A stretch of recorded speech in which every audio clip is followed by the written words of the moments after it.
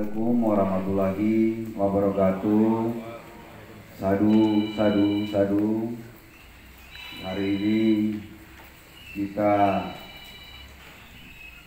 bersama-sama semua masyarakat Tapang Utara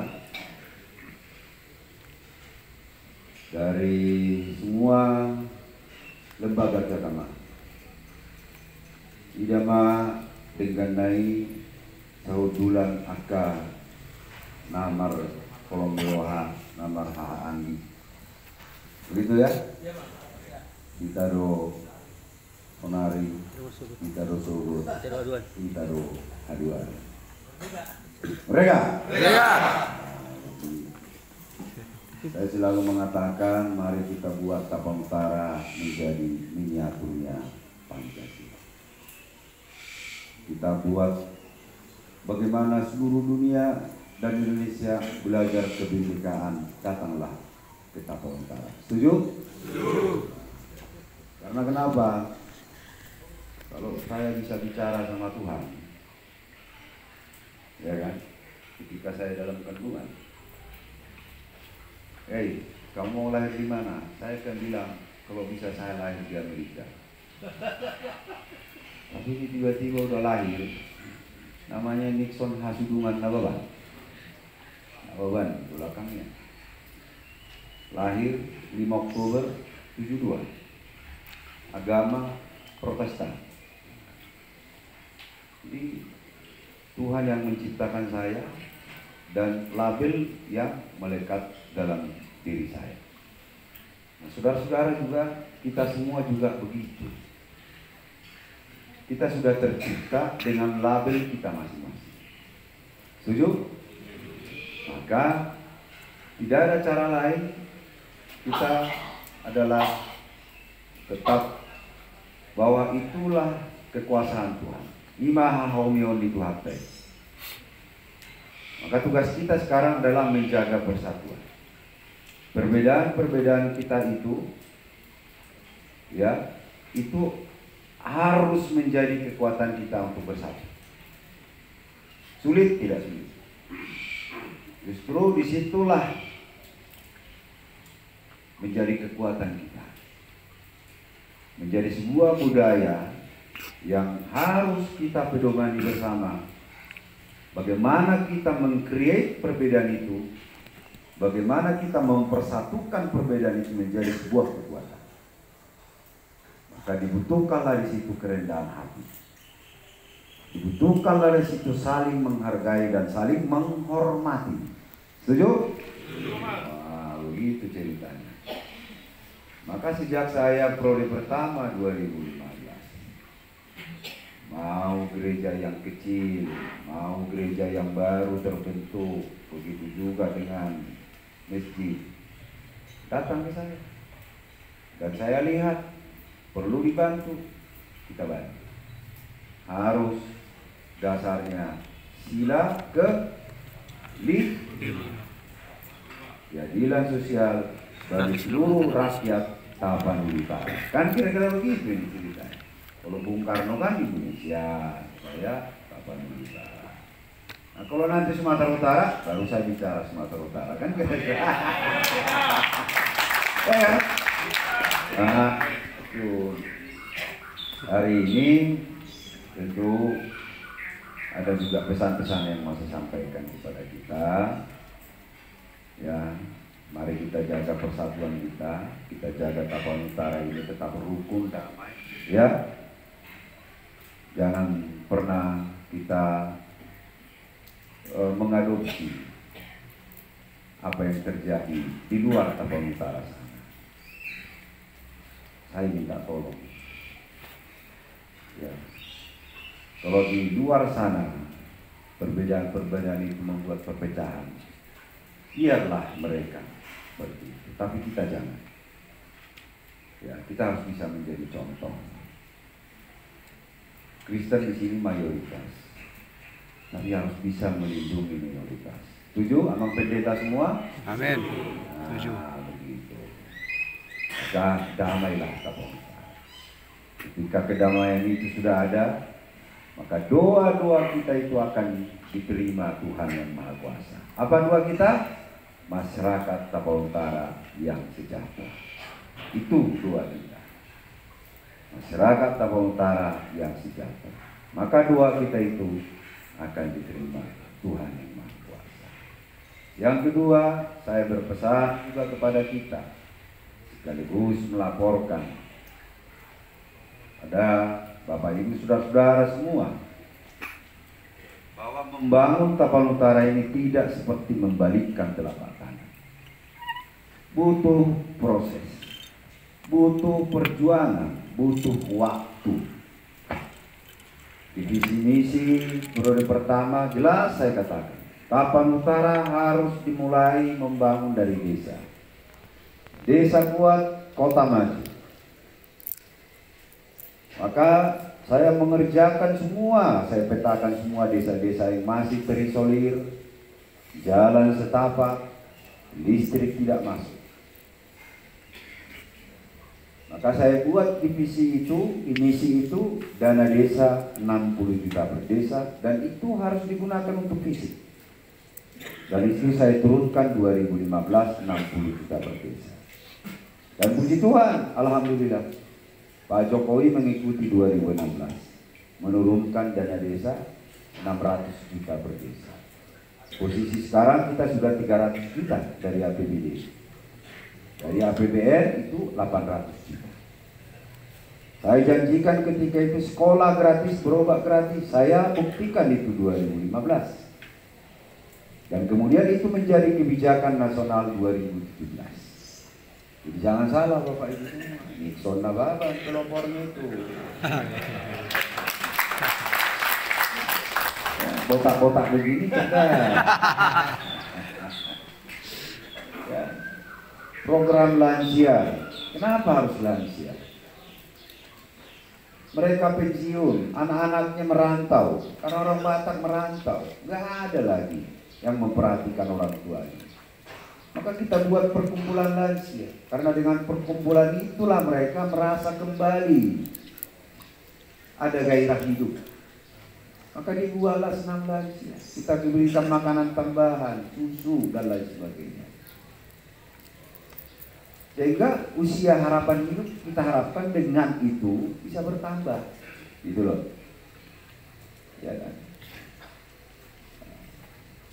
Kemudian apalagi kita lakukan dulu periode pertama, petani kita ini semua sudah diizonin, sudah banyak ngutang untuk dapat pupuk. Maka kita buat program pupuk setelah panen baru bayar. Kita kasih dulu pupuk. Walaupun kenyataan pada titik ini 40% bayar, 60% kabur, tidak apa-apa lah. Saya yakin pupuk itu nggak dimakan atau dijual, pasti digunakan. Ya kan? Mudah-mudahan mereka segera bertobat gitu ya. Maka di periode kedua tidak saya lanjutkan lagi, karena sistem sudah berubah. Kemudian yang kedua, ya, petani kita sudah bisa mandiri. Ya, sistemnya sudah RDKK, kelompok tani, walaupun setengahnya masih kita lakukan. Terus sudah pertanian kita setor dulu uang ke produsen. Pupuk datang, baru tuh disalurkan ke kios bayar ke perusahaan. Dan sudah kita buat by name by address. Nah, itu transparansi. Selama ini kan ada masalah. Distributor udah dapat, dia nggak ngomong ke kios. Karena 2 minggu nggak ditebus, bisa dijual umum pupuknya. Begitu juga kios, ada itu yang nakal. Udah dapat pupuk, dikasih kalau ke kelompok tani. Karena kalau 2 minggu nggak ditebus, dia bisa jual umum dengan harga umum. Di tingkat kelompok tani, ketua juga ada begitu nakal. Dia nggak dikasih tahu kelompok tani, biar pupuk itu buat dia semua. Atau dia jual umum. Maka saya evaluasi, saya lakukan evaluasi. Setelah dapat kuota pupuk kita, by name by address, kita umumkan di semua tempat juga ada. Kalau tidak salah itu kantor kepala desa sudah di media sosial, sehingga petani tahu, oh saya sudah dapat pupuk. Pak Ketua, mana pupuk kita? Nah gitu. Sehingga saling monitor. Ya. Nah kemudian mekanisasi pertanian terus kita lakukan. Karena kenapa? Bohong lumbung pangan visi misi kita kalau disuruh nyangkul, betul? Maka mekanisasi belum tuntas mekanisasi iya, karena saya harus bagi anggaran ini. Anggaran untuk bangun jalan jembatan aja belum 100% kita tuntaskan. Masih ada perkerasan. Jadi yang penting sudah ke Muara Tolang tidak perlu lagi kita dari Tapsel. Ke Hajoran tidak perlu lagi kita dari Tapten, sudah bisa dari Tapten. Pakis, Sokoraru tahun ini tuntas semua sama jembatan. Ya, terkoneksi. Nah begitu. Nah kemudian di sektor pendidikan di sekarang yang mohon maaf lumbung sumber daya manusia yang berkualitas. Saya ingin mewujudkan Tapal Utara ini dari hulu ke hilir lengkap pendidikannya. Maka dulu ketika SMA masih kewenangan saya, SMA 3 ini saya sudah plot ini SMA unggulan. Sudah saya rancang di situ mau buat asrama. Dulu saya tetapkan 2015 tiap kecamatan ada SD unggulan. Tiap kecamatan ada SMP unggulan. SMA 3 lah SMA unggulan kita. Kita sudah siapkan. Perbuknya sudah kita buat. Anggarannya kita siapkan. Tiba-tiba SMA ditarik ke provinsi. Kemudian datang lagi Permendikbud 2017 bahwa tidak boleh lagi sekolah unggulan, dibuatlah sistem zonasi. Jadi kumpullah yang baik, yang kurang baik, yang pintar, yang kurang pintar satu halaman. Efeknya apa? Yang baik bisa tidak baik, yang pintar bisa kurang pintar, atau sebaliknya. Maka saya tentang sistem zonasi itu. Sistem zonasi itu mengakibatkan negara tidak punya lagi sekolah unggulan. Nah mestinya harus ada unggulan. Sekolah unggulan. Orang-orang yang cerdas harus kita klaster ini. Terapinya begini. Nah orang yang kurang cerdas, terapinya juga beda kita buat harusnya menurut saya. Ya kan banyak kita ini nggak suka formal, nggak suka baca buku, tapi sukanya main tinju. Sukanya main bola, kan begitu ya? Masa kita paksa dia matematika atau IPA, padahal dia nggak suka, sukanya dia main karate, kan begitu ya? Nah itu program saya kian. Namun demikian tetap saya kerjakan. Guru-guru kita benahi, informal juga, seperti BLK, Balai Latihan Kerja. Tetap kita lakukan. Nah kita tinggal berdoa agar balik kewenangan itu, agar zonasi dihapus, agar ada Universitas Negeri Umum di Tapal Utara, sehingga lumbung SDM kita seperti filosofi nenek moyang kita itu anak kokido moral dia. Dan apa yang menyebabkan Tapanuli ini miskin? Bapak Ibu saudara-saudara semua. Nah, apakah Tuhan tidak adil sama kita?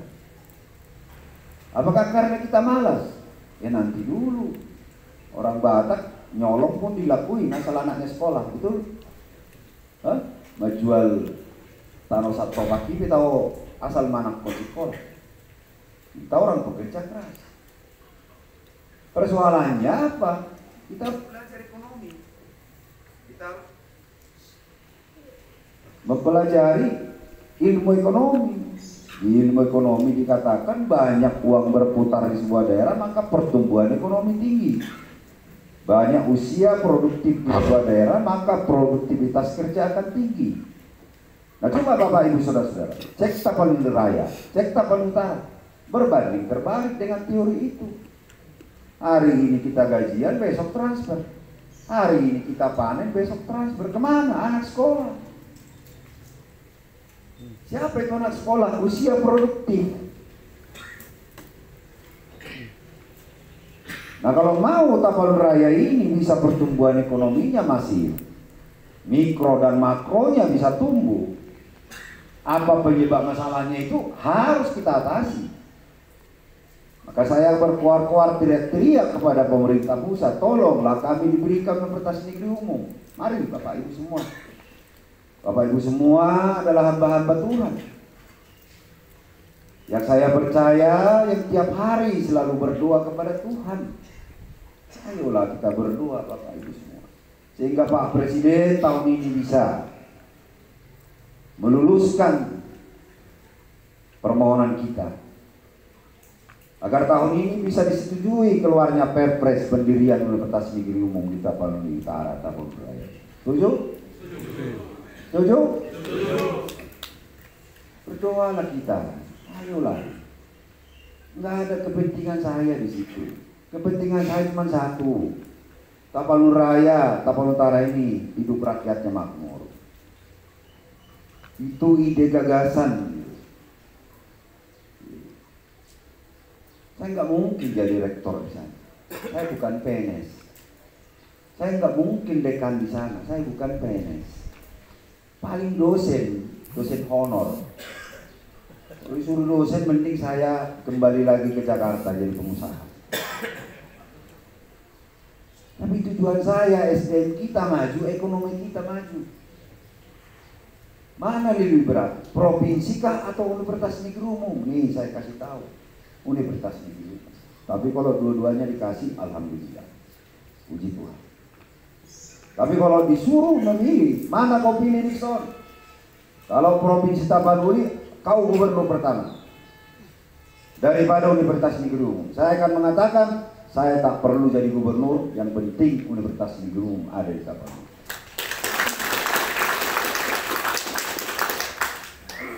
Kalau ini terjadi ya Manginan semua, percayalah yang saya katakan. Peradaban itu dimulai semua dari SDM. Setuju? Kita tidak lagi mengeluarkan uang keluar. Anak-anak kita kalau mau merantau biarlah dia setelah tamat kuliah. Usianya sudah matang.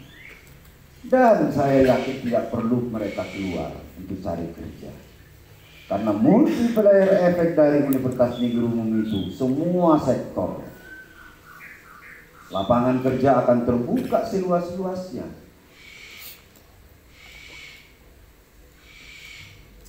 Jasa, pariwisata, kos-kosan, angkot, fotokopi, hotel, berbintang, mall, 21. Tak perlu lagi kita nonton 21 harus ke Medan.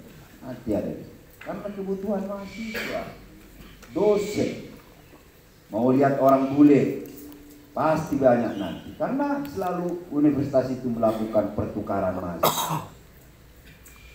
Danau Toba itu tidak seperti itu. Hanya bikin event rame, habis itu tutup. Kalau ada Universitas Negeri Umum di sini, bayangkan Bapak Ibu Saudara-saudara, bukan ratusan yang datang, ribuan yang datang. Efeknya lagi apa? Biasanya Universitas Negeri Umum itu akan menambah swasta. Karena dosen-dosennya akan memikirkan bagaimana mereka punya uang samping. Maka akan berdirilah universitas swasta yang baru, akademi swasta yang baru. Tempat dari mana? Barangkali ada di Pahai, ada di Garoga, ada di Tapteng, ada di Humbang. Sama seperti Jogja, Malang, Solo. Bayangkan jarak Solo dengan Malang hanya 2 jam. Tapi negeri di sana kalau nggak salah ada sampai 4. Negeri umum. Hanya 2 jam. Nah kita di sini ke Medan 8 jam. Di sini ke Riau 8 jam. Tapanuli Raya nggak ada yang mengcover. Marilah tokoh agama bersuara. Jangan hanya saya. Kadang sakit rasanya di sini berjuang, tapi orang yang kita perjuangkan itu nggak ngerti dan nggak mau berjuang bersama-sama, sakit. Nah ini perjuangan kita, Bapak Ibu saudara-saudara. Kalau kita mau Tapanuli Raya ini, SDM-nya. Nah kemudian sekarang apa yang saya perjuangkan ini sekarang? Selain tadi masalah infrastruktur, jalan jembatan, pendidikan, kesehatan, pariwisata, UMKM. tanah adat.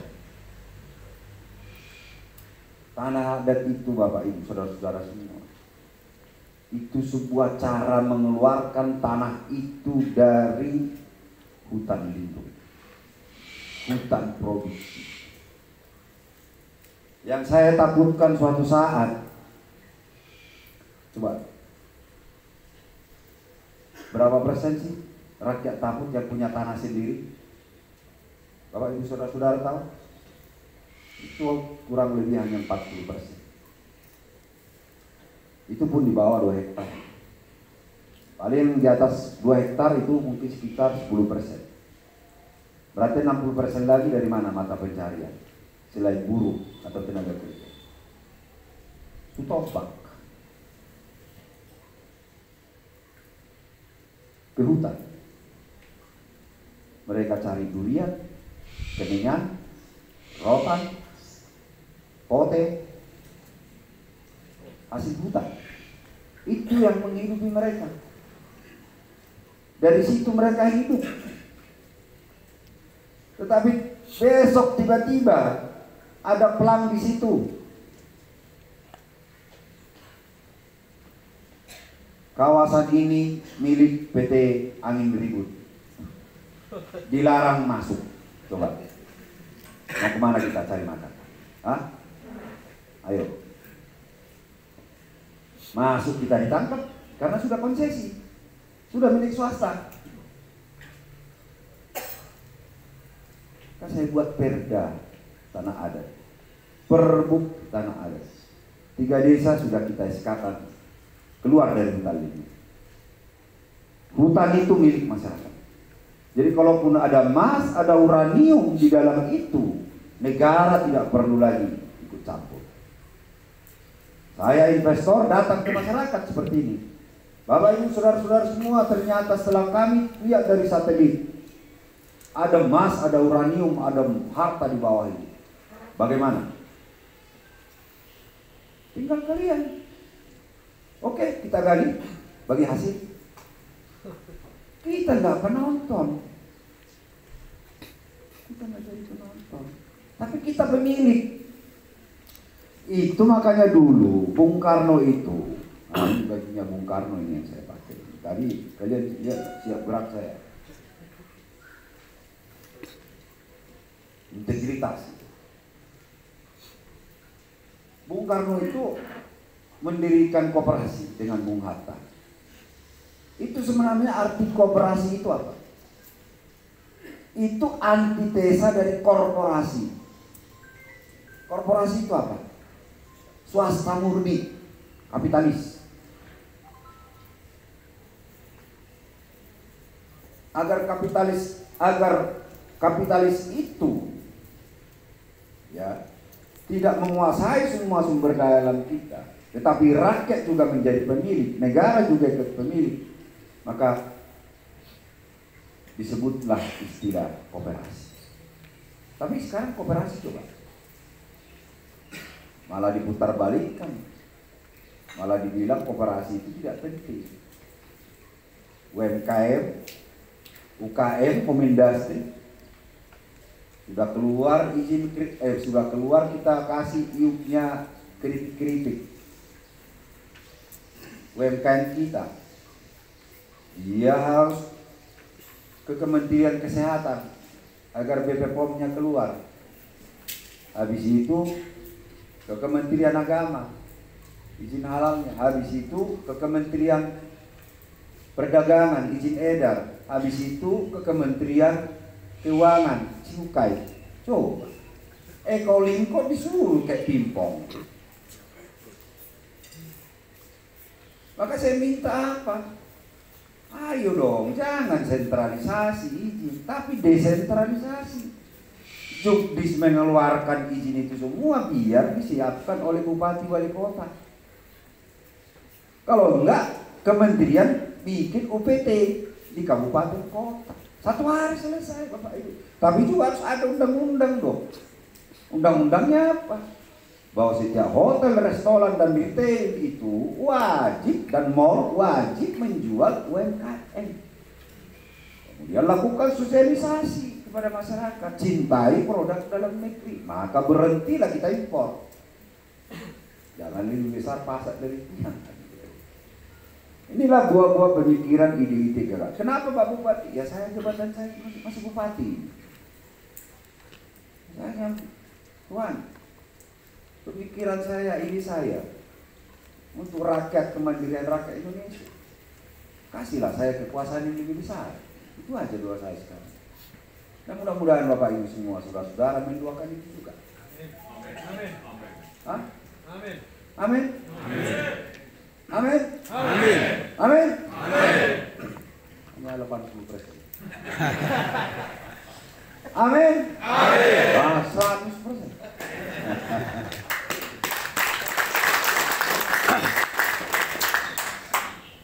Saya diwawancarai Kompas TV, kemudian terakhir ini majalah Tempo. Majalah Tempo itu integritasnya jelas. Mereka tidak mau itu sembarangan menangkap ketokohan seseorang. Mungkin Bapak Ibu semua sudah baca itu di majalah Tempo. Ya, bagaimana saya menuntaskan kemerdekaan desa. Karena mereka kaum lemah, kaum yang tertinggi. Mereka yang harus pertama kita tolong. Kalau kota ini saya bangun dari awal, tapi desa masih terisolir, kota hantu. Tapi desa kuat, baru itu kota kita bangun. Jadi jangan bicara dulu smart city, smart village belum tuntas. Nah, itu kalau saya begitu. Nanti tambah lagi saya ngomong-ngomong nanti malah ini ya. Udah cukup mata kuliahnya? Mau ditambah satu SKS lagi? Tapi intinya kira-kira begitulah. Mungkin tahun depan kita tidak bersama lagi. Ya, karena saya hanya bisa 2 periode. Saya hanya menitipkan satu hal kepada Bapak Ibu saudara-saudaraku semua. Jangan pernah lupa sejarah. Amin. Ya.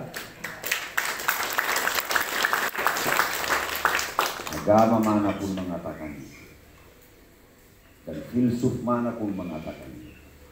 Orang besar, orang hebat adalah orang yang menghargai sejarah. Mau jadi orang besar dan orang hebat? Hargailah sejarah. Sejarah yang saya mulai di Tapal Utara, bagaimana saya memimpin, bagaimana saya memperlakukan semua masyarakat. Mungkin tidak sempurna, tetapi saya sudah berusaha yang terbaik. Karena kesempurnaan itu hanya milik Tuhan yang Maha Kuasa. Saya tidak mau setelah saya Tapal Utara ini kembali lagi ke nol. Saya ingin Tapal Utara ini harus lanjut semua apa yang sudah saya programkan. Setuju? Setuju. Tahu tak? Setuju? Setuju. Yang saya khawatirkan suatu saat Hokmik itu kembali jadi laten. Tidak ada lagi APBD untuk membeli Al-Sintan, karena tidak ada untungnya dan ada persenan. Jabatan-jabatan harus bayar. Pemimpin kalau sudah maruk, rakus, greedy, selesai persoalan. Dak sude idahani gebedurani, itu prinsip. Dan sude jagani natalangi gebedurani. Makanya dong istilah lah baca nama dokon nama rekembau. Itu kan? Iya. Kalau bari nang bau kan kan bodo nonon. Iya. Baka makata ini baju dinding go berengon.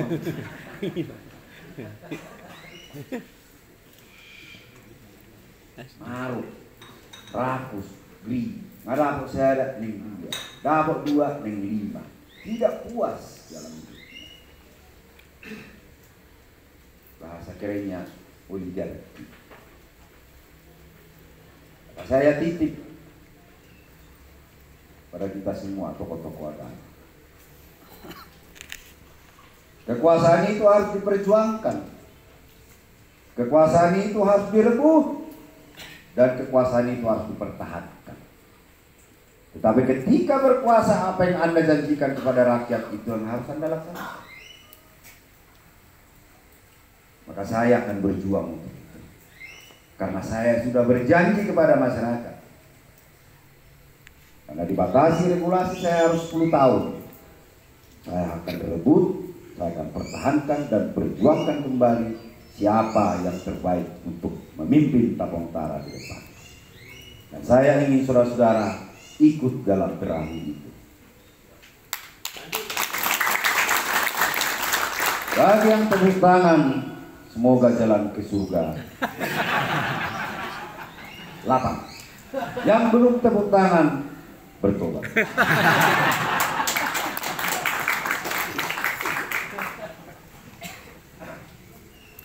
Kita sudah mulai semua dengan baik. Pembangunan tidak akan pernah tuntas, saudara-saudara. Karena seiring dengan pertumbuhan ekonomi, perkembangan zaman, pembangunan itu selalu akan mengikuti. Tetapi minimal hal-hal yang primer untuk masyarakat kita tuntaskan. Jalan penghubung, jembatan, mekanisasi, kesehatan, pendidikan, air bersih, bulan 7 kita resmikan. Tarutung Sipaholon Siatas Barita, bulan 7 tidak akan terjadi krisis air minum lagi.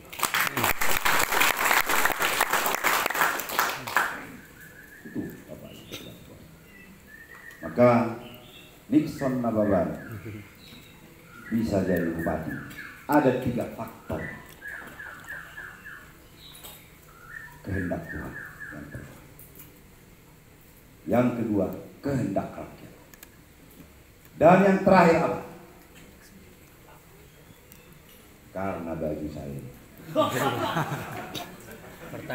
Kalau bukan baju saya ini, saya tidak mungkin menjadi bupati. Maka saya tidak berlebihan rasanya. Saya tahu saudara-saudara mencintai saya, menyayangi saya. Mungkin periode pertama ada yang tidak 100%. Tapi belakangan ini saya tahu. Karena saya survei. Di periode pertama kan, toh emak. Mulai periode kedua, nohen namur menamai. Buat hepeng namai. Asal mula hepeng naik. Jadi kita banyak termakan. Apa itu? Head speech itu. Dan para laka. Tapi belakangan saya juga tahu masyarakat kira-kira ya 80% puas dengan kepemimpinan saya. Saya nggak tahu apa Bapak Ibu semua puas dengan kepemimpinan saya.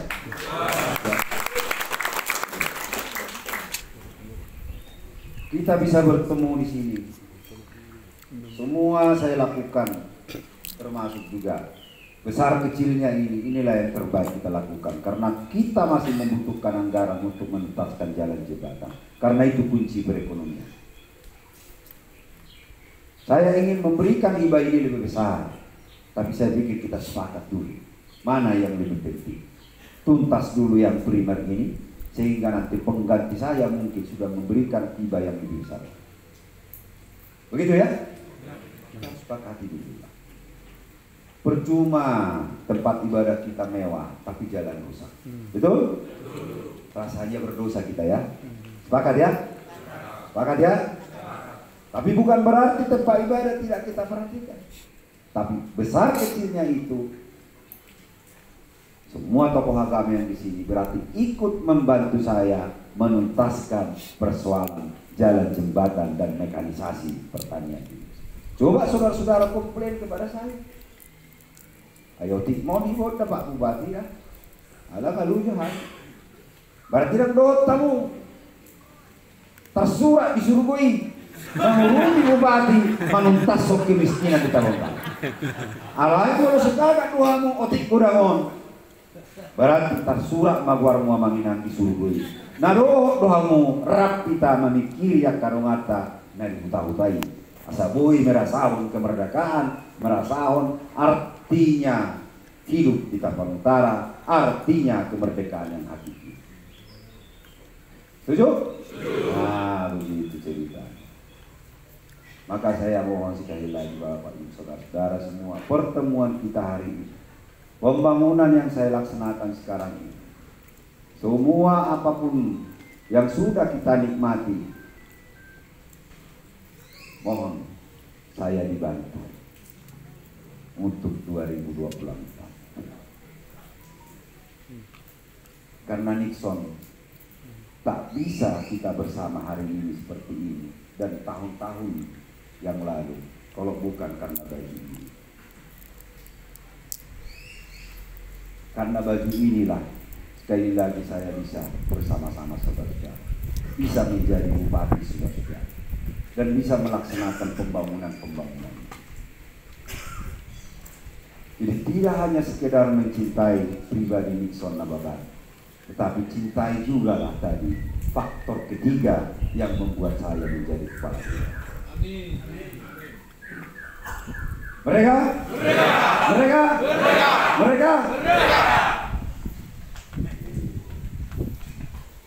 permohonan baju ini hanya sekali dalam 5 tahun kok. Saya hanya minta tolong, marilah kita sama-sama balas budilah dulu kepada baju. Boleh?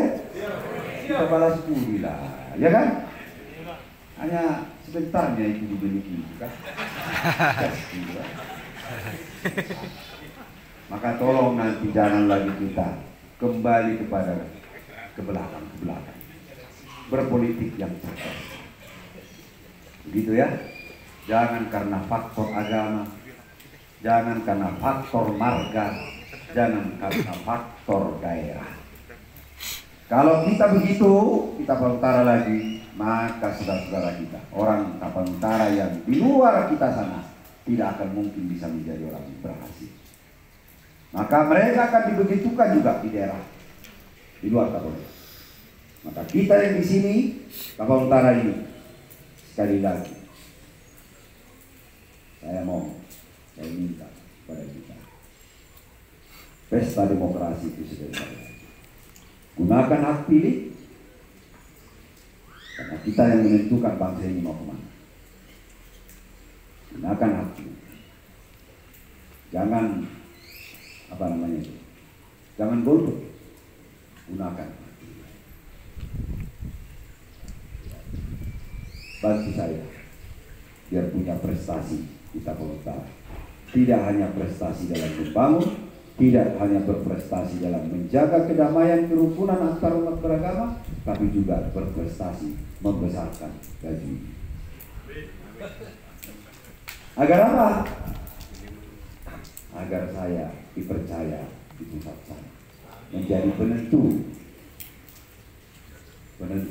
Kalau penentu seperti kabupaten tetangga, bayangkan.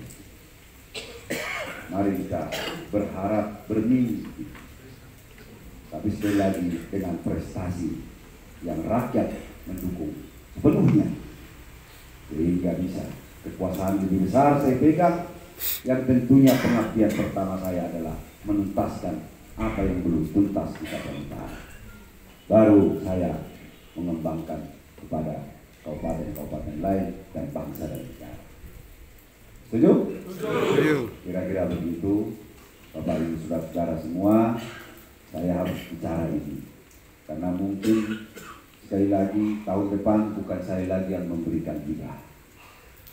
Ya, dan mungkin ini pertemuan kita yang terakhir.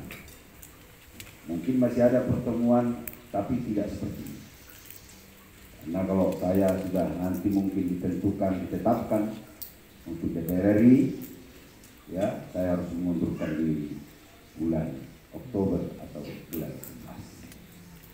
11. Tapi pertanyaan saya, kalau nggak disuruh aku bicara warung uang,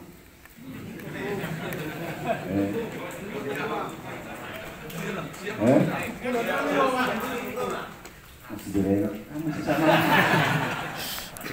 Anggap parmatik kumobah. Kalau tikol laur pe aku atau kabupaten tetangga. Bulan nami dong, Mak. Hah? Silo. Pura pola laur atau kabupaten tetangga. Bodoh lah cetabut. Bodoh kan? 245.000 DPT itu. 245.000, 100.000 pengauti. 100.000. Insya Allah. Tidak pula tu kabupaten Kolam Merdela ini atau kabupaten Nasi ada. Ngabu harus pasukan berani mati. Siap. Aku emang kainau tu warap mana belak inau mana jalan. Kok kamu tunutan. Siap dompak kainai. Aku mulai mari tu. Dadat. Dan saya juga harus sampaikan, saya biasanya orang begitu, straight to the point. Saya harus terbuka, saya harus bicara. Memang belum DCS atau DCP. Nah, mohon ini nanti off the record dulu ya. Memang kalau ada yang video atau apa, mohon nanti tidak diupload, hanya dicatat untuk kita aja semua. Saya mendaftar ke DPR RI dan Ibu Bupati diperintahkan oleh DPD, DPP untuk ke provinsi. Tolong dijaga. Jujur Ibu Bupati. Jujur.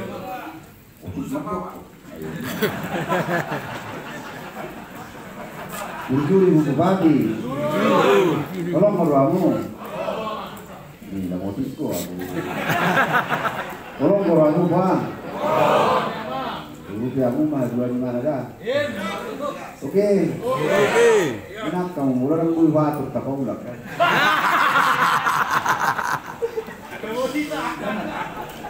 Ada patah kan? Ini nak kita nak kui tak atur makro. Asal tetap lanjut dalam bulan kapan lagi lingkungan. Nah, target saya di kabupaten ini Pak Ustadz 18 kursi. Memang pendeta semua, para tokoh dan juga dari wihara. Target saya dibuat 18, 50% plus 1. Sekarang kita